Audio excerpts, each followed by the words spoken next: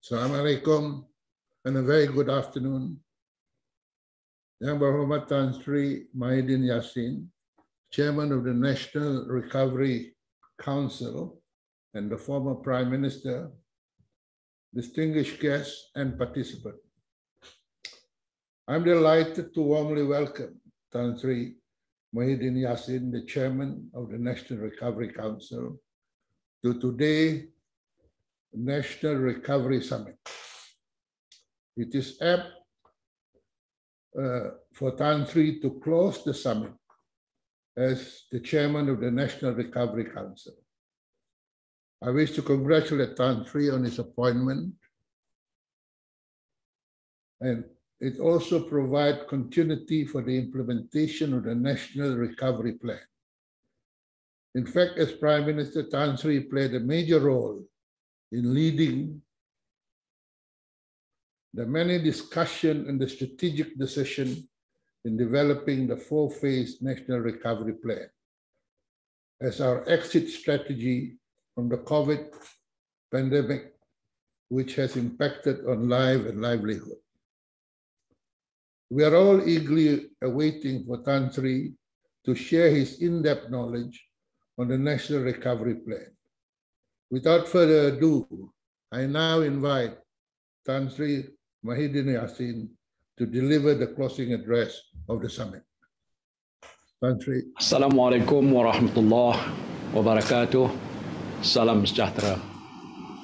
Yang berhormat Senator Tengku Dato Sri Utama Zafrul Tengku Abdul Aziz, Minister of Finance, Bahagia Tan Sri Abdul Wahid Omar, Chairman Advisory Council, the Economic Club of Kuala Lumpur, Yang Berbahagia Tan Sri Michael Yeo, President KSI Strategic Institute for Asia Pacific, distinguished speakers, ladies and gentlemen. Apa khabar semua? I want to begin by congratulating the organizers, the Economic Club of Kuala Lumpur, ECKL, and the KSI Strategic Institute for Asia Pacific, with the support of all party parliamentary group on SDGs, for successfully putting together this very timely National Recovery Summit. Alhamdulillah, it is a great honor and privilege for me to have been asked to close this esteemed meeting of minds and see some familiar faces online. I believe all of you have been enriched by the diversity of views, insights, and ideas that have been presented and discussed by the distinguished speakers throughout the conference today. Indeed, this summit has provided a valuable opportunity for the government to delve into the steps that it wishes to take to ensure a systematic and safe exit from the COVID-19 pandemic and chart Malaysia's recovery both economically and socially from the ravages of this deadly virus, especially as is outlined by the Honorable Prime Minister, Dato Sri Ismail Sabri Yaakob, in his opening address, as well as the remarks by the Minister of Finance, Tengku Dato Sri Zafrul Aziz. As the recently appointed Chairman of the National Recovery Council, I would like to assure you that the Council will take note of the views and proposals raised at today's summit. We will be going through the feedback we have received today very thoroughly at the Council level and take actions where appropriate. Distinguished guests, ladies and gentlemen, we recently marked our nation's 64th Merdeka Day, and next week we will be celebrating Malaysia Day on the 16th of September. In normal circumstances, these are joyous occasions where we commemorate our freedom from the clutches of colonialism and celebrate our nationhood. However, this year, our celebrations are more somber affairs as our nation is still at war with COVID-19. Indeed, Merdeka Day and Malaysia Day this year are a time of deep reflection to mourn the more than 18,000 dear lives we have lost to COVID-19, as well as the lives and the livelihoods of the million who have survived, which have been shattered in one way or another. But we must never lose hope, and we must never give in to despair. As a resilient nation, we must constantly search, draw, and ignite from within ourselves the fighting spirit needed to win this war, as well as our freedom from the anxiety, fear, and the threats to the ways we live our lives due to the deadly virus. The war against the invisible enemy, COVID-19, can only be won by continuously prioritizing a whole-of-nation approach encompassing all sectors and groups in the country. It is an inclusive approach involving the whole of society working together to fight this war. Hence, the participation of the government, private sector, NGOs, doctors, healthcare workers, and volunteers is essential if it is to succeed.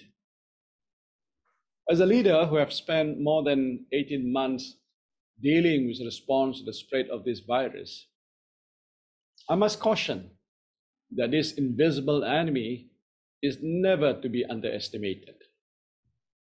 Although we now know more about the virus than at the start of the 2020, the speed of its mutations can outpace our ability to comprehend its nature and how to deal with infections.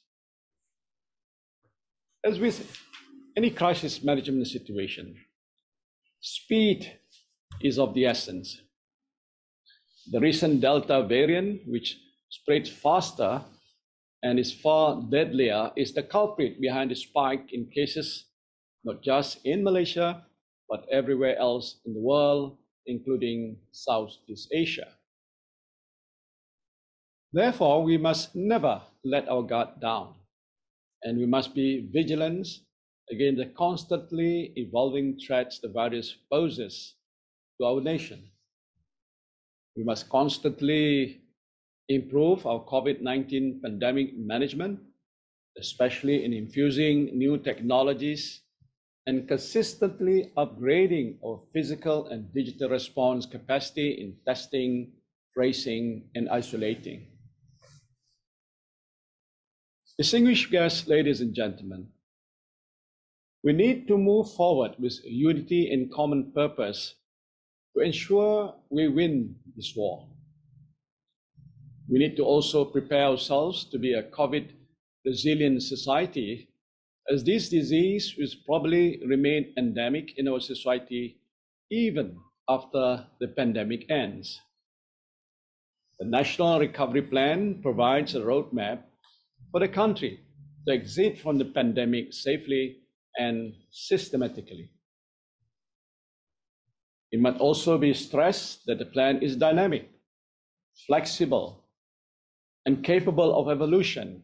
It will continue to rapidly recognize and respond to global scientific developments. It will absorb the spirit and letter of new policy ideas from all facets of the society, in line with the government's pledge of inclusivity and transparency in facilitating the national recovery.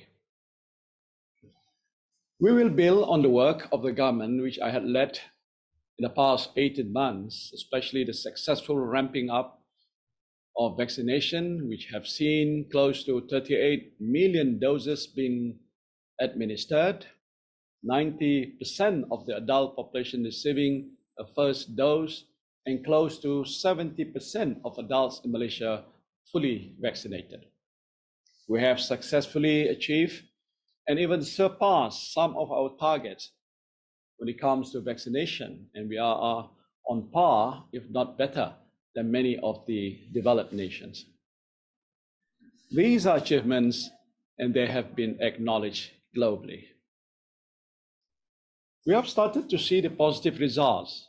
For example, admissions into hospitals with severe cases have been significantly reduced in the Greater Klang Valley, and 98% of those who are infected are less severe or are identified as Category 1 and 2 patients. The government strategy has been very clear from the beginning. Fully vaccinating more people means more are protected from severe infections. And this in turn means less burden on our healthcare sector and the lifting of more restrictions on economic and social sectors, and hence a faster return to normalcy. And this, along with the economic initiatives the government has undertaken since March 2020, which have seen 8 economic stimulus packages with a value of 530 billion ringgit and bold fiscal spending of more than 80 billion ringgit announced and implemented to directly assist more than 20 million Malaysians and more than 500,000 businesses, and aim at safeguarding the economy, have formed a strong basis for our recovery and bounce back. I'm cautiously optimistic that with the whole of nation approach, the year 2022 will be the year of Malaysia's recovery. Now, having said that, we must be mindful that a national recovery process is a long and painful one. This will be true not just for individuals, but also businesses, especially in sectors which have regrettably experienced harsh times. Helping these sectors will involve not just implementing the exit strategy from the 4 phases, but will need work well into the medium and long-term horizons. Nonetheless, with a clear strategy, proper planning and execution, we can avoid a permanent scar to our economy and, most importantly, to our socio-economic fabric. Distinguished guests, ladies and gentlemen, in putting together our national recovery policy, we need to look beyond just the dichotomy of saving lives and livelihoods. I'm a firm believer that individual well-being should also be an important consideration in the nation's recovery. Emotional and mental health is critical to making sure that the recovery process is holistic and meaningful, transcending just economic data and numbers. That is why I push hard in our collective meetings previously for the benefits of those who have completed the COVID-19 vaccination. We must empower and trust vaccinated adults to do their own risk assessment while still maintaining strict protocols and SOPs for businesses to operate. We cannot afford to lock everyone and everything down forever and always. Furthermore, like with all our COVID-19 management policies since March 2020, we must ensure that no one is left behind in the recovery process, regardless of race, geography, and income levels. We must nurture inclusive growth to generate a robust recovery and strengthen Malaysia's position in the post-pandemic global landscape. We must turn this crisis into opportunities to restructure and reform Malaysia's economy to improve our competitiveness globally. In charting the recovery process, the government, through the National Recovery Council, will build on and explore these following themes. First, strengthening Malaysia's public healthcare system and related industries to enhancing preparedness to exit the pandemic into the endemic stage and preparing for potential future pandemics. As mentioned, We must also look at the emotional well-being of individuals and those who were directly infected by COVID-19 and who have suffered insurmountable losses. Secondly, we must identify economic sectors that require the utmost attention. We must assist these sectors get back on their feet with a focus on tourism, education, and small medium enterprises in the short to medium term, while identifying and properly incentivizing businesses which have good growth potentials in the medium and long term.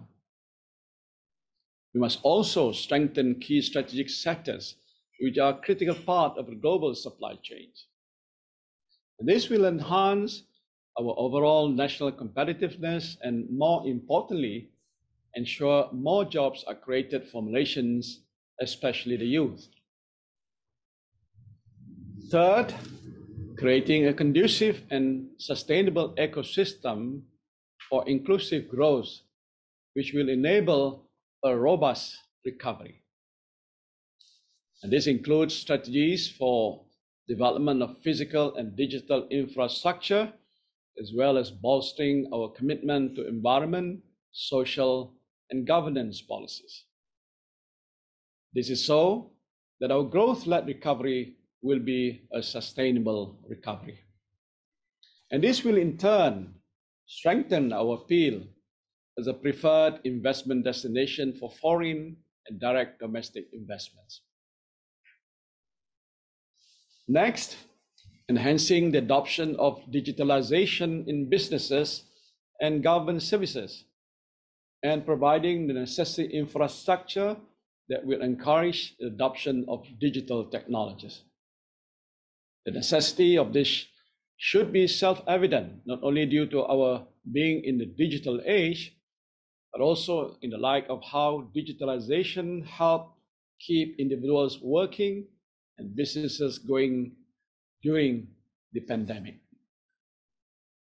Finally, we need to ensure that the growth nurtured through the recovery process is distributed evenly to avoid widening of the income gaps and worsening fault lines in our society. Furthermore, given that the pandemic has severely affected livelihoods, social safety nets should also be strengthened so we can get on with rebuilding lives as well as restoring the dignity and the value of the lives of our fellow Malaysians. The themes which I have just outlined are, of course, not exhaustive.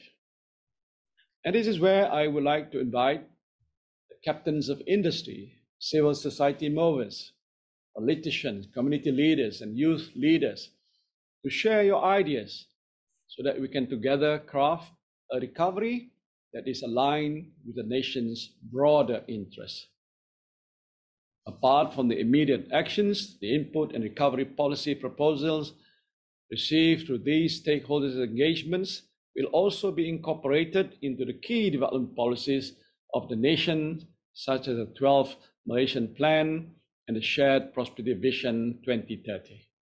This recovery process must be inclusive so that we can nurture growth and generate a robust and sustainable recovery for Malaysia. Distinguished guests, ladies and gentlemen, as I've said, the road to recovery will be a long and painful one. We have a lot of work ahead of us.